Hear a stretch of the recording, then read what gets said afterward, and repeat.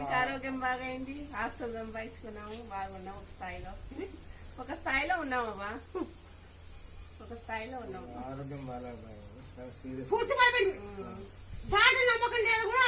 అన్నారు. చెప్తారు వాళ్ళు, కిడ్నీలో రాళ్ళు ఉన్నాయి, కడుపులో రాళ్ళు ఉన్నాయి, అవి ఇవి అన్నారు. ఏటివి వీటికి వస్తే అవే మాపచ్చం చేసేసింది, అవే చూసింది. నా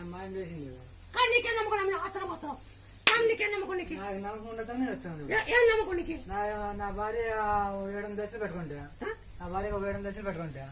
ఏడ హైదరాబాద్, కర్నూలు, మన అనంతపురము, పుట్టుపర్తి అన్ని ఆల్రౌండ్ తిరుగుతాను. ఫస్ట్ హైదరాబాద్